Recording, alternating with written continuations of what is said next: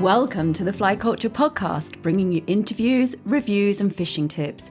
Here's your host, Pete Tigers. Welcome back, everyone, to the Fly Culture Podcast. I'm on a mini road trip. Yesterday, I was on a stream looking for grayling. It was hard. It rained. It was a little bit cooler. And this morning has been kind of similar. But last night, I met up with two good friends. We put the world to rights. We've had a proper sportsman's breakfast this morning. And the rain's stopped now at last, or is easing. And we've got to our venue, and I'm pleased to be joined with one of my friends today, Steve Murgatroyd, friend of the podcast, writer, fly culture contributor. Steve, great to meet up with you as always. Where are we today? Today we are at Llingwyn, a lake in mid Wales. It holds trout, rainbows and browns, and is actually run as a trout fishery. But the reason we're here today is to try and catch wild carp on the fly. And I'm super excited about that. The venue we've had a look at, and both Dave and I sort of went running over to the lake and saw how clear it was. Like I say, there's been a lift in the weather. It was lovely driving in. I saw a couple of red kites as well. And we're going to see how we get on. It looks, like I say, the weather is eased a little bit for us. It's not as windy as I thought it was going to be. It's been one of those things that we've planned it for a while now, and the weather just suddenly came in and it was miserable as anything. But we're hopeful. We're going to give it a good go, and I'm going to do my utmost to fill you in with what's happening, how we're going to try and catch these fish. And first off, I better introduce you to my other guest today as well.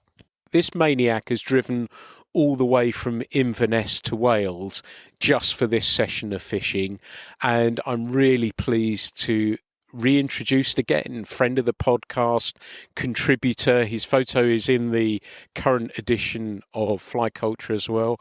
Dave Phelps, also known as Corsican Dave. Dave, as always, it's great to catch up with you. It's great to see you. You're a bloody maniac driving all this way just for the chance of catching a carp. Yeah, but why wouldn't you, Pete? You know, it's so much fun. Never been here before. There we were in the middle of Wales last night, had a fantastic evening. The excitement of just being somewhere as iconic as this, it's really palpable, just driving down towards it, looking at this ghastly weather and thinking it's probably the worst conditions possible for spotting carp. But that doesn't matter. We're here as a bunch of mates. We're talking wild carp. We're talking about fly fishing for them. What could be more fun? It's worth it. Absolutely. And that's I think anyone listening probably feels similar as we do about fishing and are prepared to make a long journey in shitty conditions just for the chance of getting a shot at a fish. Dave, I'm having done the podcast with you about carp. What are you thinking? We've only literally had a couple of seconds to look at the lake, but what do you think the plan will be for today? Certainly my plan right from the off is going to be to have a walkabout. I'm going to keep well back from the edges. I'm going to wander around and I'm going to see if I can see any signs of fish moving at all, any signs of fish feeding at all. Conditions are quite clear. I was quite surprised about that. So there's a chance that we'll actually be able to spot them. But if not, then we're going to be looking at things like, can we see signs of mudding, clouds of silt being moved by the fish? Can we see tailing, for argument's sake? That'd be great. We know the fish are feeding then. Edges of vegetation, can we see them moving? That's basically it. So first and foremost, it's absolutely imperative you find your fish, and you're only going to do that by looking very, very carefully. This isn't about bringing fish to us. We're going to go and find those fish, and that's part of the fun of it, really. Absolutely. And as you can probably gather, that the plan will be to look for those feeding fish. And as Dave has implied, that we're not going to be bringing them up. We're not going to be throwing out biscuits for them.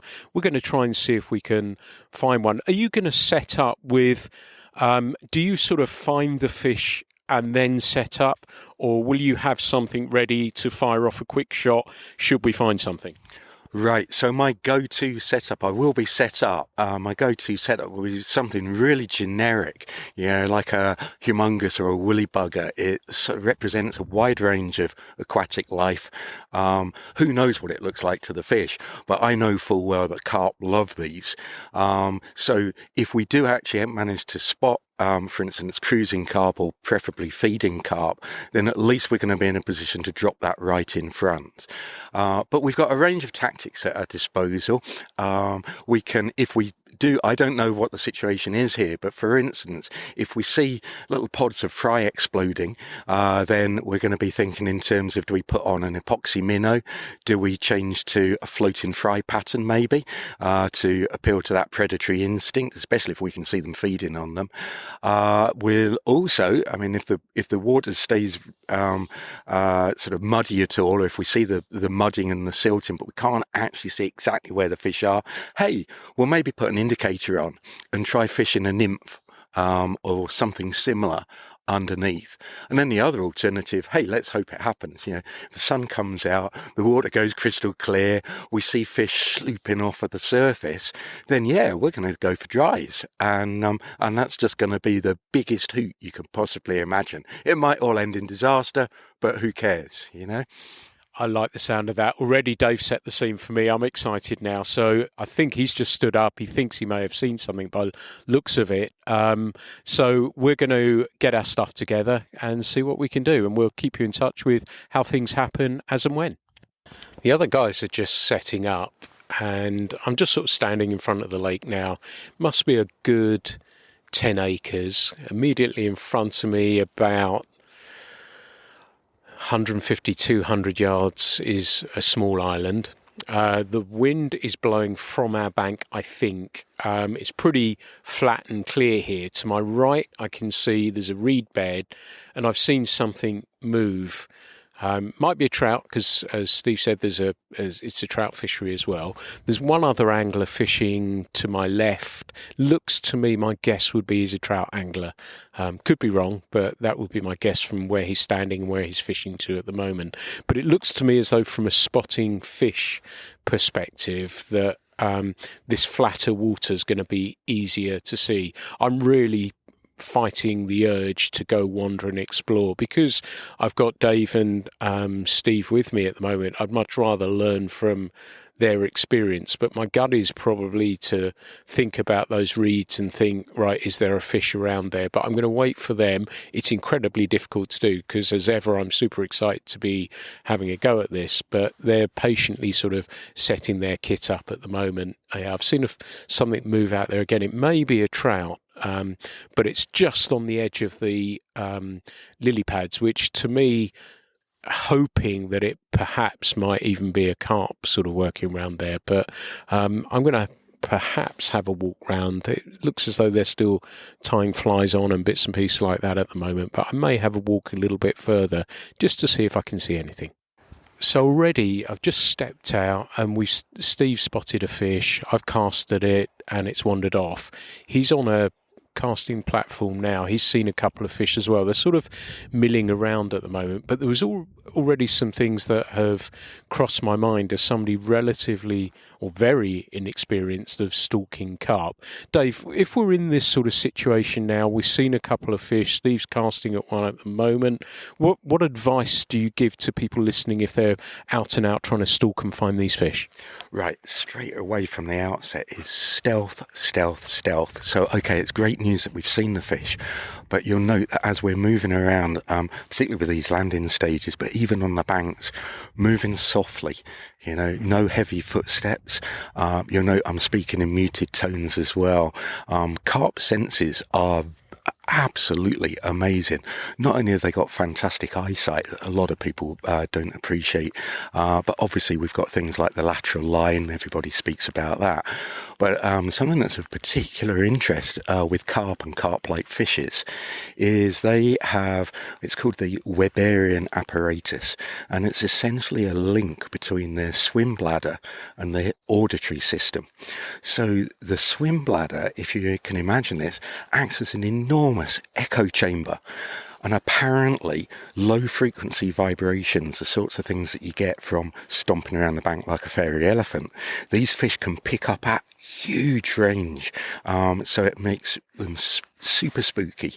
So we're just going to be very, very careful in our approach, keep our eyes and ears open, and keep quiet.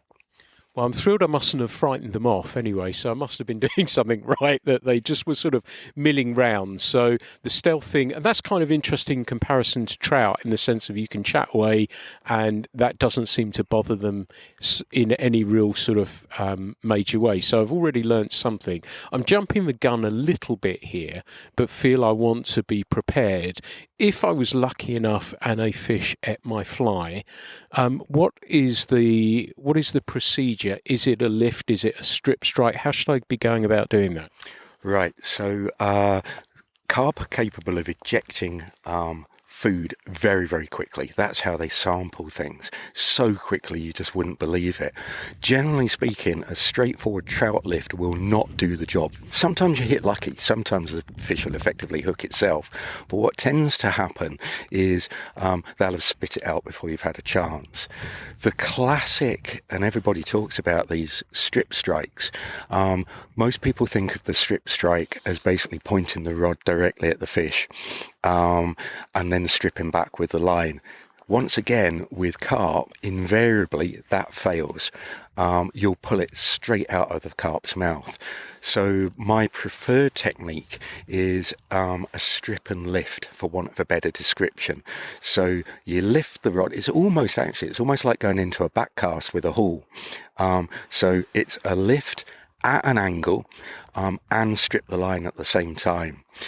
The other thing to be aware of is that this is generally when most fish are lost, is immediately after that take.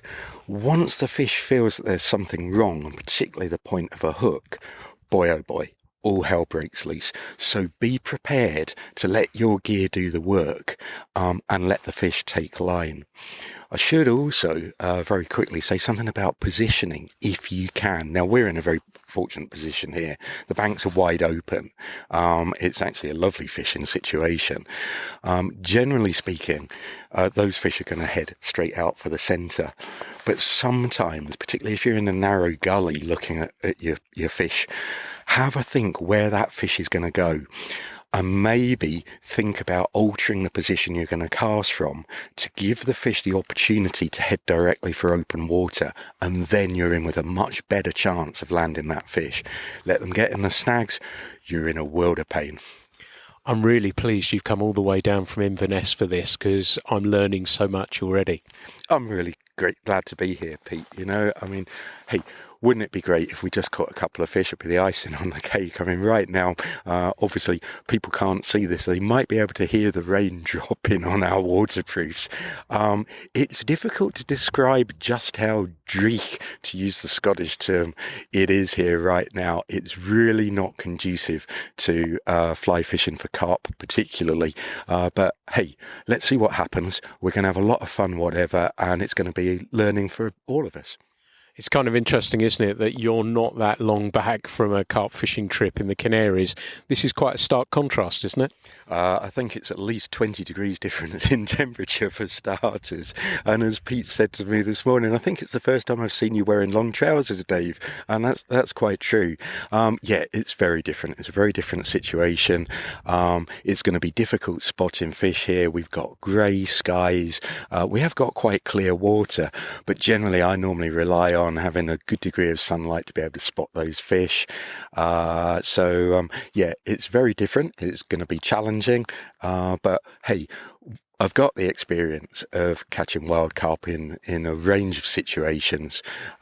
So's Steve, and between the three of us, three experienced anglers out here, we've got the best chances we possibly could have.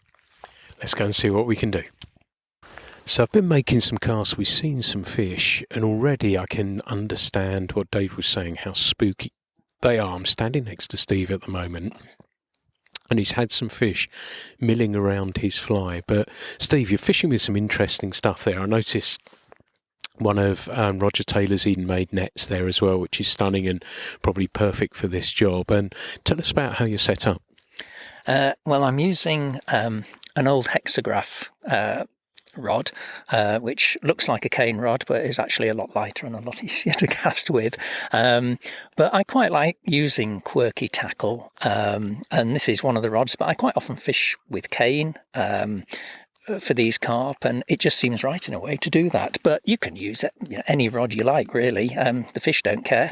And I've got it with a nice hardy reel, which screams nicely when you eventually do hook a fish.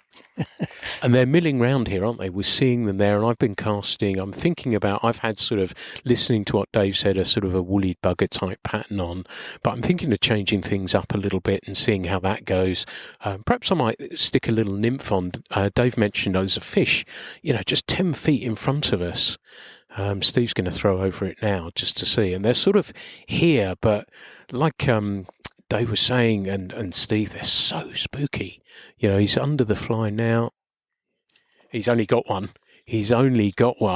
How about that? Now you're going to hear that hardy reel as Steve is locked into a fish. That couldn't have been better timing, actually seeing it and seeing him eat the fly there as well. There's a healthy bend. And the hexagraph is an old Bruce and Walker rod, bends really deeply. So it's a great cushion to play these fish against as well, which is fantastic news as well. Timing couldn't have been better, as I said, that just happened as we were standing there. I've got the net ready, but the fish is nowhere near ready yet.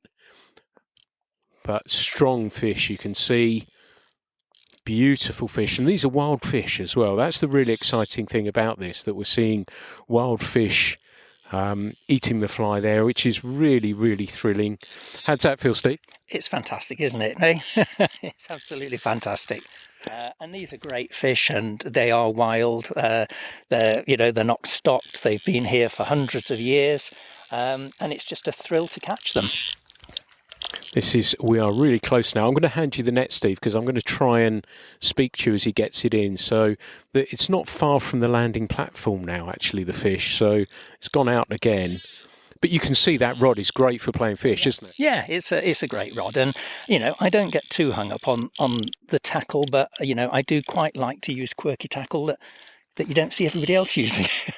I like that. And yeah, this fish, beautiful. I can see the difference. I'm no carp specialist in any way, shape or form, but it is thrilling to be able to see these fish, and they are really beautiful in a different way to the trout and salmon that I'm used to catching. The fish is making a lunge. Steve has got the net in the water now, and it looked like it was almost ready. It's not far off now. It's a little higher in the water now, and I think he's going to try and draw it over the net. I'm going to step back a little bit. Yep, he's just gone again. They're dogged fish.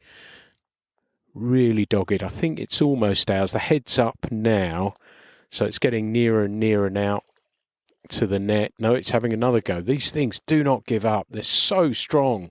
And you think, as I said, you're listening to this, you're probably thinking, right, well, it's nearly there. And then it goes again. And the head's up now. Could this be the job? Nope, not again. And it's gone again. Beautiful fish, Steve, aren't they? Oh, they are. And they're a beautiful colour. And when we do get it in the net, if we get it in the net, you'll see it's got a beautiful red tinge to the tail fin. They're nothing like cultivated carp. They're true wild fish, and it's just such a thrill to be able to catch them. So this fight is going on. It's probably some of the longest of all these 150 odd podcasts that I've done of the moment of playing a fish. And it looks as though, nope, it still doesn't want to go. He's up now higher. I'm stepping back a little bit. And again it goes. Extraordinary fish. It's getting closer now. It's getting closer. And again it goes. Doesn't want to know. I think it's almost ours now would be my guess though. That head's up now. And it is over the net and it's in. And well done, Steve. Huge congratulations on that and finding us a fish. He's going to let it rest in the net for a second. How does that feel? Yeah, it's great fun, isn't it? It's great fun. And there's nothing worse than trying to catch for the podcast either, is No, there? there isn't, no. There is a God. And he's a carp, I reckon. So many congratulations. How big do you reckon that is? 5, 6? That's probably, it must be a 4 to 5 pound, isn't it? I reckon. That's the old guide in me, you see, going towards the £6. But yeah, I think you're probably... You're being generous. I'm being polite. Well done, buddy. So buoyed by Steve's success, what I've been doing is, I guess I've been lucky enough to bonefish, and I've been sort of employing those tactics that rather than blind casting, I've been looking for fish, trying to lead them a little bit and see what will happen. I've had some follows from fish. I took the woolly bugger off and replaced that with a smaller nymph, which I had a follow from a fish. And then I've gone for a mayfly nymph because more than anything else, it kind of looks nice. I like the way it undulates. It's like a detached body one. I like the way it undulates. Of course, it doesn't matter a crap what I think about it. It's more important what the carp think about it. It's really difficult for me not to say trout when I say that, but I'm managing it at the moment. But they're the sort of things I'm thinking of. And I've been joined by Dave as well. And we were talking about that. And I was thinking about, one of the things, I can see a fish just out 20 feet out now, 2 of them actually. What I've been thinking about was the retrieve and leading fish. And what do you think about sort of the retrieve and how we should be manipulating the fly? Right, to a certain extent, it depends on what the fish are doing. What we're seeing them here do predominantly, they're cruising about, but they're cruising with a purpose in terms of they look like they're actively looking for food. They're not going in a straight line. They're circling around on the edge of the lily pads and so on. So obviously the idea would be to try and work out which direction they're going to be going in, drop the fly slightly ahead of them. Difficult to describe the distance, but maybe up to even a metre in front. More than that, and you're going to be pushing your luck. Let it drop, and then your retrieve is little sharp jerks. That's what they're used to seeing from, let's say, small crustaceans, that sort of idea. It's actually not too dissimilar to what you would be doing with reservoir trout fishing, except you're doing it with a fish that you can see, and it's shallow. There's a butte just down here, Pete, with lovely red fins. Look at that, right in the margins here. You can see that fish is looking for food. The fins erect and held out, almost quivering. That tells you that fish is looking for food. The way that it's circling around, it's almost figure of 8 in there. You can just, everything about that fish's body motion says, I'm hungry, I'm looking for food. It's just absolutely fantastic to see. And I've seen this fish. He has got a cruise pattern, as Dave has mentioned, and I noticed he was coming towards us, and I flipped at him once, and he buggered off. So that's given me a big clue, and he's actually headed off into the lilies again. He sort of goes into the lilies, then comes back towards us again. And I've learned already that if I throw at him, he's going to see my movement, and he's gone. So I'm going to watch him for a second. He's moved away already, and I'm going to watch to see if I can ambush him as he comes back out again. One of the things I have learned as well is thinking about the angle of the cast in the sense of the fish seeing it or not. And I've noticed the fish Dave described that was coming round, if he was coming towards us, the slightest little movement will have him scurrying away for cover.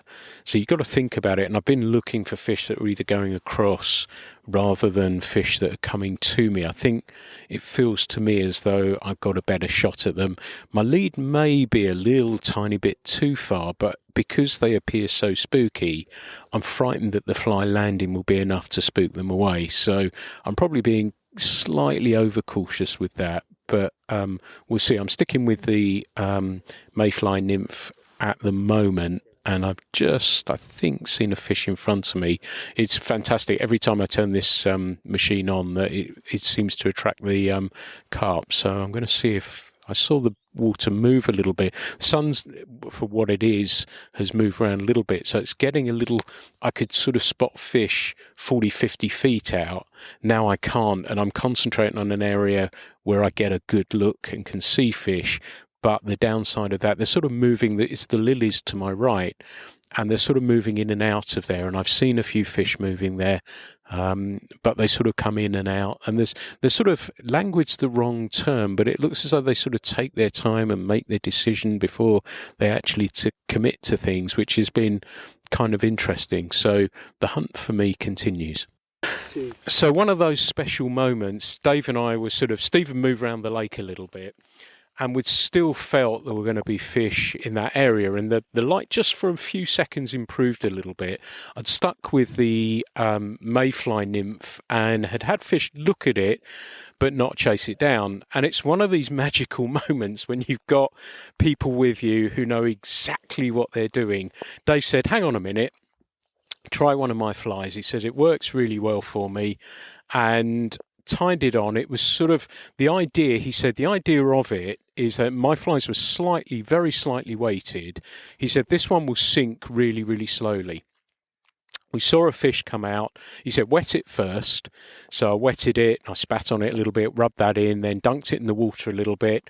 And then we saw a fish come into view, and it was almost in front of us, where we've been looking to our right towards the lily pads, as I've described, that there was nothing moving around there. And I suddenly saw a fish move just out in front of us, probably 15, 20 feet out, flip the fly, and it was just sort of hanging there. And we watched the fish, and I said to Dave, if he takes, do I set on him? And you could see it, because it's a white fly, I could see just suddenly the lights go out and set in, and I'm really thrilled and excited to say that I've popped my wild carp cherry. The backing was well out of the rod tip, and this thing just screamed, absolutely screamed. I should say now that I described the lake as, Steve had told me earlier, 10 acres. I'm told it's 16 acres, and I thought it was going to go right to the other side of it, basically, at one stage. It was incredibly strong, managed to keep it out of some lilies, but that is exactly why you have experts in their field. And Dave, just called the play. It was one cast at one fish. Boom. Maestro, thank you. Hey, Pete, I'm just made up. That's a really, really cracking result for you and for us. It's just so exciting to watch. We'd watched that fish cruise around quite a bit, hadn't we? And for some reason, it just didn't seem as if it was going to go for the slightly heavier fly. So I thought, hey, I've designed quite a few slower sinking versions of patterns. This particular one, it's not my design at all, but it's basically it's CDC, and most people think of CDC for making highly buoyant flies. But the great thing about CDC plumes is, as you've seen, wetted, they sink incredibly slowly, and there's something about that slow sink presentation. As we saw, that carp crept up behind it, inhaled it just on cue. You could see the fly disappear because it's bright white. As soon as it's gone, you did everything right, man. How cool is that? And off it went towards that island. The rod arced over. Everything went right. There's your reel performing perfectly. You don't touch the reel. You're an experienced fisherman. You've done your bone fishing. You've fished all over the world. You know how to play fish. But a lot of people would have clamped down on that, and that would have been game over. And that was a beautiful fish. I mean, the proportions, the colours, everything about it is fantastic. And, watching your face while you were playing that, it's just the greatest experience to see a buddy totally happy, and I'm over the moon for you. We both are. It's just fantastic. Well done.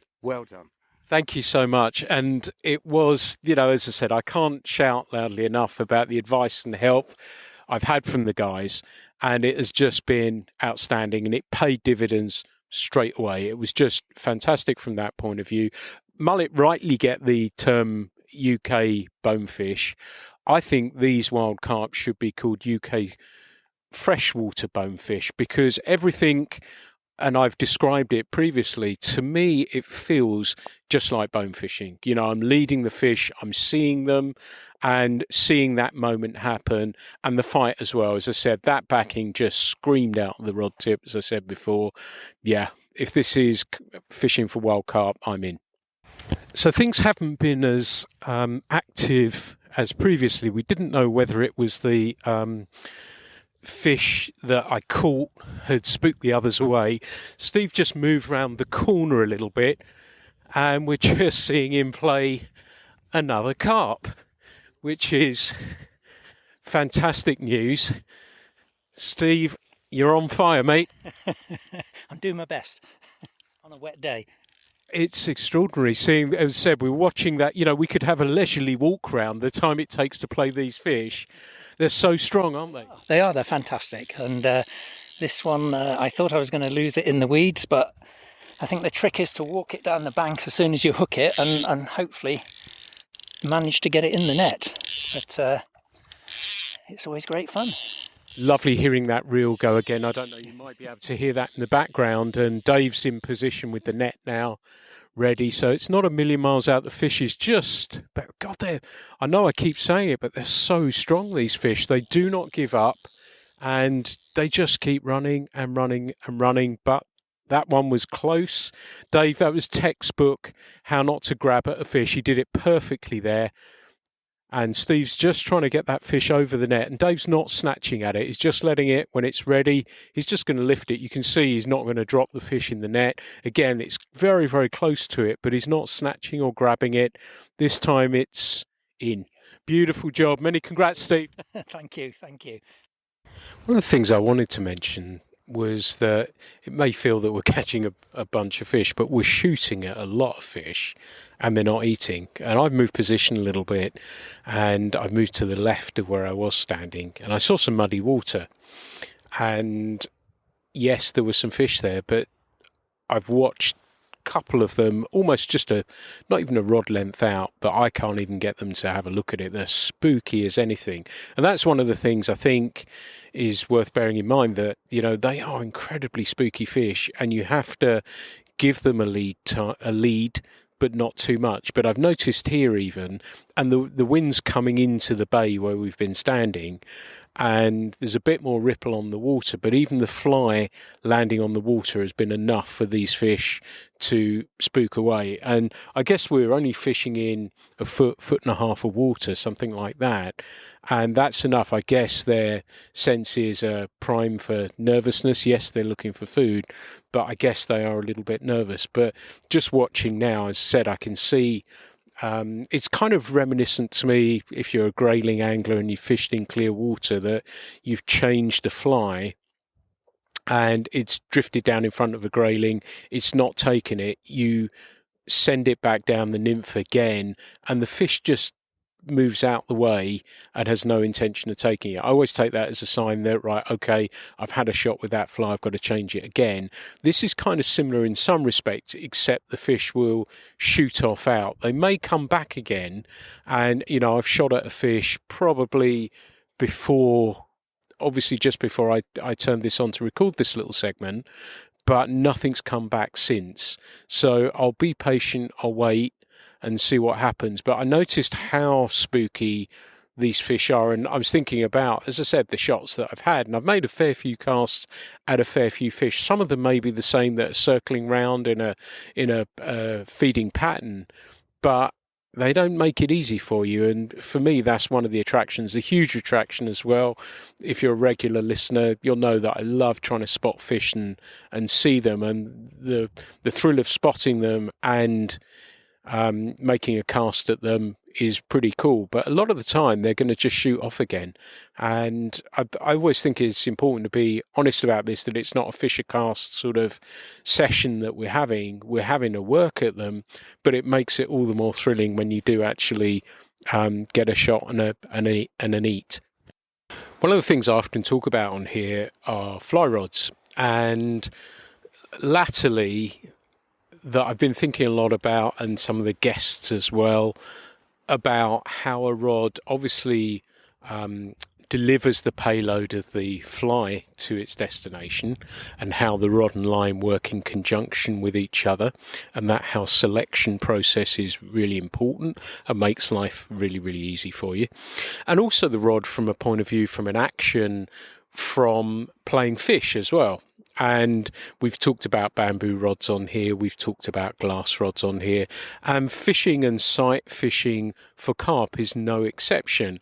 And I've just had a cast of Dave's rod, and it's a really interesting one, and it's one that he's had built for him to tackle the species in the UK, but also when he goes to Spain and elsewhere looking for carp.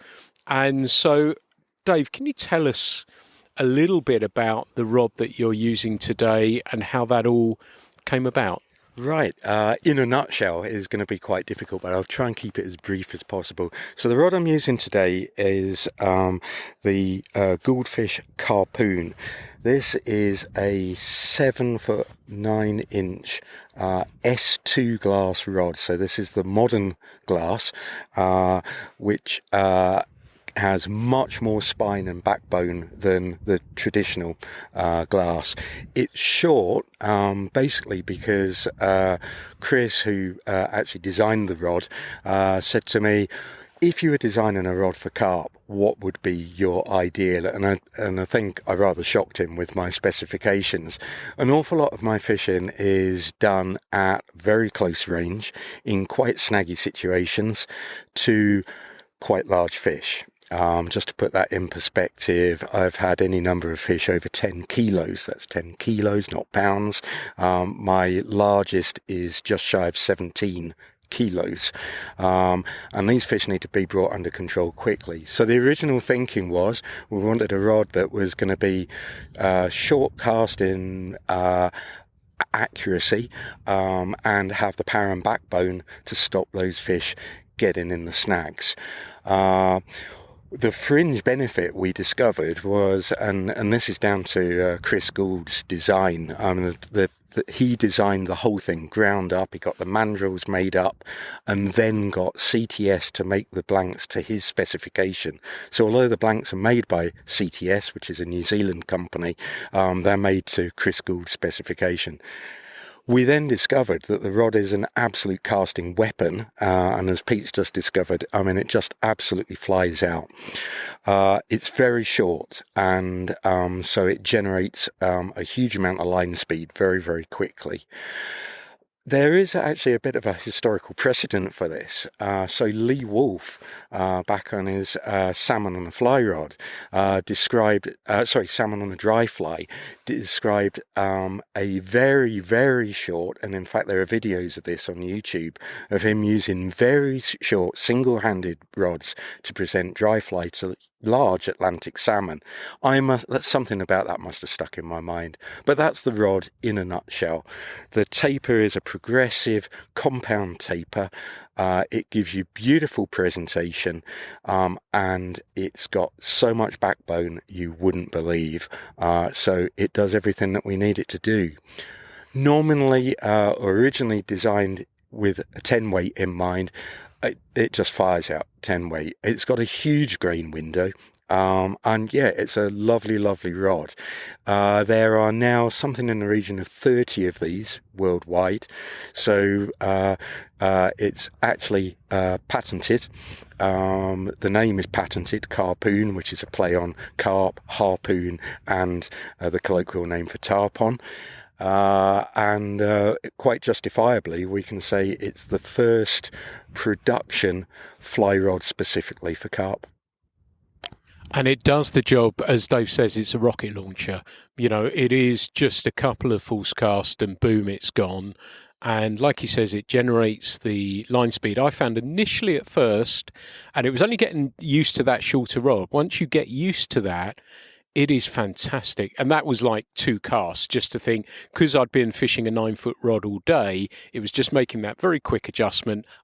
Now I got it. And I was astounded how quickly it goes out. When people mention the term glass rod, there's still sometimes in some part, much less these days, but there is, it's going to be a noodle. There is no way this rod is a noodle, yet it has the backbone, as Dave describes, and I would suspect when he's got these huge carp that he's catching on that it's going to play them and subdue them really, really well. And I think that's where we've seen it, even in big production line of rods, that we are seeing that change in action of rods now as well, that are a little bit deeper loading.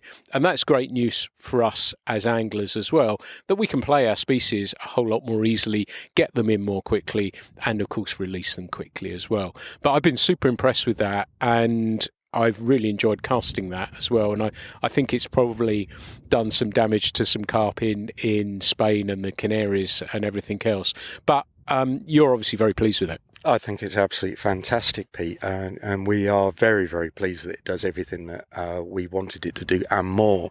What I would love to say, though, is for the purposes of encouraging people to try fly fishing for carp, you do not need specialist kit. So your standard 6, 7, 8 weight reservoir setup is perfect to try with. You don't need to buy fancy expensive kit. Like everything else, there are things that make the job easier, more fun, and do the job better. But a good quality reservoir setup, probably the most important thing I would say would be the reel with relatively high capacity and a nice smooth drag. That's what you need to get started. Sure enough, once you've got the bug, you might want to go ultra specialist and refine everything down. But primarily, get out there, give it a go. The first thing to do is find those carp. The second thing to do is not spook the carp. This has got nothing to do with tackle and everything to do with fieldcraft. So whatever you've got, go for it. That's a really good point. And I've just been fishing 9-foot weight today.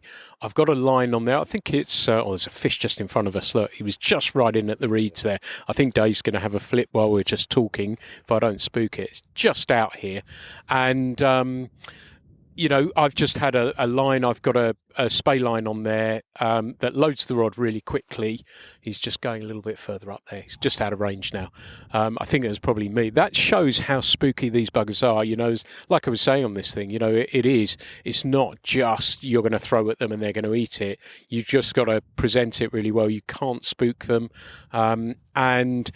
But using that sort of tackle from the lake fishing and everything else has been fine. I've been fishing, the guys have been fishing 6, 7, 8 pound on, and that's fine. I was fishing 6 only because that's about as heavy as I've got as a river angler. I could probably fish a little bit heavier and get away with it, but it worked for me so far. But it is really, really cool to do, and it's been thrilling to spend time with Dave. I've known Dave, and it's lovely to be able to speak to people who know exactly what they're talking about from a species point of view as well, and are so enthusiastic about it. It's been wonderful to see that today, so I've really, really enjoyed that. So we've just been playing here. That fish sort of bugged out, and again, it shows how spooky they are. But Dave, I know you've got to drive all the way back to Inverness now, and it's been invaluable having you along today, fishing with you, spending time with you, putting the world to rights with you. It's been really, really cool from that point of view. You do so much, and your enthusiasm for our pastime is deeply infectious. You are always approachable. You always want to help people. I think people should get in touch with you if they need to learn a little bit more about carp fishing. And how is the easiest way for people to find you? Probably the easiest way, Pete, is have a look on Facebook. I know that's sort of going out of fashion a wee bit now, but Facebook, I'm on there as Corsican Dave. We run a group called Carp Champions, where we've got some of the finest exponents of fly fishing for carp from around the world, people with far more experience than me, and as I say, literally all over the world. But that would be the way forward. Get in touch via there. Happy then to get into personal emails, phone conversations. If there's anything people need to know, or if I don't know it, then I can generally point people in the right direction. Happy to help, and yeah, bring it on. Let's hear from you. Brilliant. And Dave, yeah, as I said, it's fantastic to catch up with you. Thank you for coming all this way and spending time, showing your knowledge, everything else. It's been brilliant. Carp Champions, Corsican Dave, I think you'd do well to go find them. So, Dave, it's been brilliant having you along on the podcast today. It's been brilliant to be here. What fun, eh? What a complete hoot. I'm here with two buddies. We've had a fantastic evening. We've come to a wild carp venue. We've caught wild carp. We've just had a blast, Isn't that what fishing's all about? It's just so much fun. Yeah. Absolutely. So we waved Dave off now. He's just leaving now. And the weather's turned again. And it's been one of those days where we didn't have high hopes for it. And the lake's been really, really good to us, and it's been one of those really special days and a small little landmark for myself, and I've been absolutely thrilled to have been invited along today. And Steve, it's been pretty cool, hasn't it? It has. It's been great, hasn't it? And it's exceeded my expectations because if you think back to the weather last night, no way in a million years would you have gone fishing for carp today. So it's been kind to us, and you can see, I hope now, why we think wild carp are so special. And hopefully people who listen to this podcast will look up the Wild Carp Trust website and read about wild carp. Although we acknowledge that not everybody lives near wild carp, the waters are available on day tickets, so anybody can come and fish for them. So certainly, have a look at the website, and if you can get away for a day or two and visit these waters, do, because you won't regret it. It has been a real eye-opener for me, and even if, this isn't been designed to be elitist, that we're stalking fish, everything else, if there's somewhere you can go, even if it's for stock carp, throw some biscuits out and they rise and you have fun doing it, do it. It's great fun. The fish really pull. For me, I do love seeing these fish. That has been the thrill for me today. As I always say when I'm on a chalk stream or anything else, it's really, really thrilling to see fish and see their reaction. And hopefully it came across how excited I am. I'm old enough to know better, but I still get excited. And it's one of the reasons I love, if you're listening to this, you probably feel exactly the same as well, why this is such good fun. And it's, again, one of the attractions for me is being able to experience these things. And you think you've done a little bit of fly fishing. I've been lucky to have done a little bit, but I'm still experiencing new things. And I think that's what so regularly keeps me coming back to this, that there's something new I've discovered. Am I going to do it again? Too right I bloody am. It's been fabulous fun. And yeah, this is October, so this isn't exactly primo conditions either. It's cold. We've got many layers on. The wind's been howling. The rain's been coming down. But you know what? I've enjoyed every second of it. There might be time in summer where they're probably popping off the surface and eating off the surface. But this has been, for me, a fantastic introduction. What Steve said about the Wild Carp Trust is go look them up. And even if you just have a look at their Facebook page and perhaps follow it, that's great. I'm sure that will mean something to them as well. And having experienced the wild carp for the first time and seen one, they're really beautiful, really absolutely stunning. Are they strong? Too right they bloody are. And yeah, I'll be doing this again. But Steve, thank you also for, thinking about this as an idea and inviting us up. And it's been great fun, hasn't it? And to experience this today in what is, I guess, tricky conditions has been pretty cool, hasn't it? Oh, it has. And I'm amazed because if I hadn't been meeting you and Dave here, I would have stayed at home. So it just shows how many days fishing we miss out on because we don't come out because we think the conditions aren't favourable. It just shows if you put the time in, you can catch fish. Absolutely. And Dave said, he's come all the way down from Inverness to Wales. It's been a long, long journey.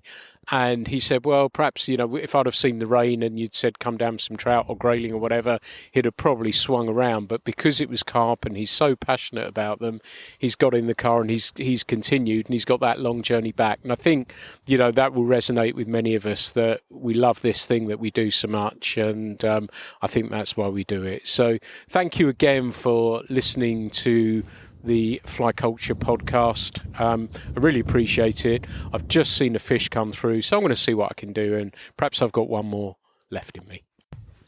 The Fly Culture podcast is brought to you in association with Fly Culture, a quarterly print magazine. For more information, please visit flyculturemag.com. You can also find Fly Culture on Instagram, Facebook and Twitter.